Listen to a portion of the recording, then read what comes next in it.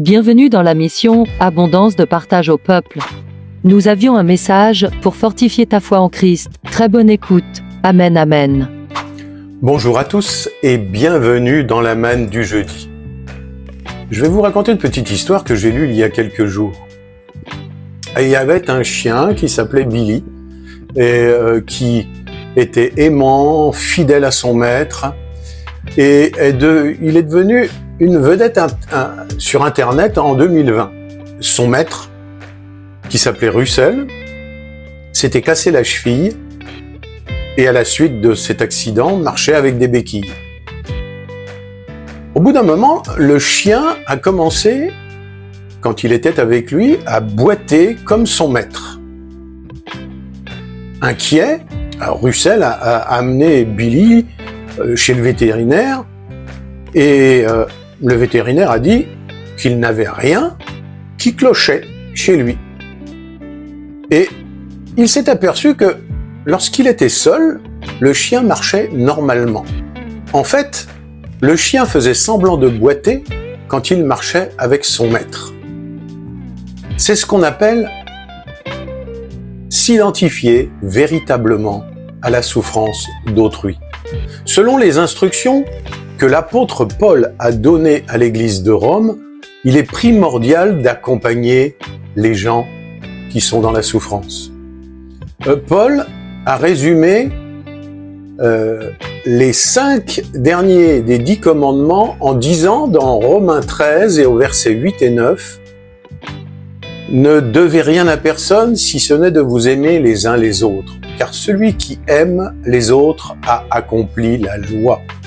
En effet, les commandements « Tu ne commettras point d'adultère, tu ne tueras point, tu ne déroberas point, tu ne convoiteras point » et ce qui peut encore y avoir se résume dans cette parole « Tu aimeras ton prochain comme toi-même ».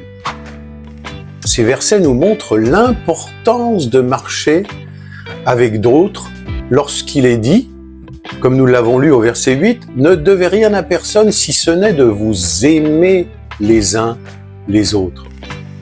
Un auteur chrétien a donné ce conseil.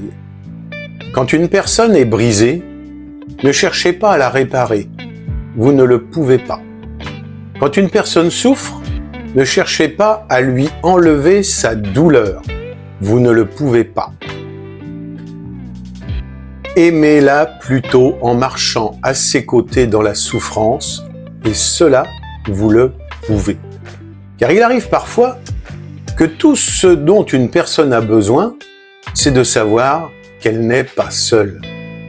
Vous savez, dans le récit de Job, nous pouvons constater que lorsqu'il a tout perdu, ses amis ont commencé par une bonne réaction. Ils sont venus le voir, ils se sont assis auprès de Job pour le plaindre et le consoler. Ils sont restés auprès de lui en pleurant avec lui sans rien dire. Ça, c'était la bonne attitude. C'est ensuite que tout s'est gâté. Les explications, les reproches, etc. Et rien de tout cela ne pouvait consoler Job.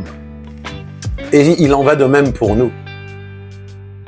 Comme Jésus, notre Sauveur, qui marche à nos côtés dans toutes nos souffrances, dans toutes nos difficultés, nous devons suivre son exemple et marcher à côté de ceux qui ont besoin.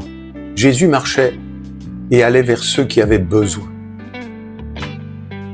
Peut-être que quelqu'un autour de vous, autour de toi mon frère, autour de toi ma sœur, a besoin que tu marches à ses côtés cette semaine.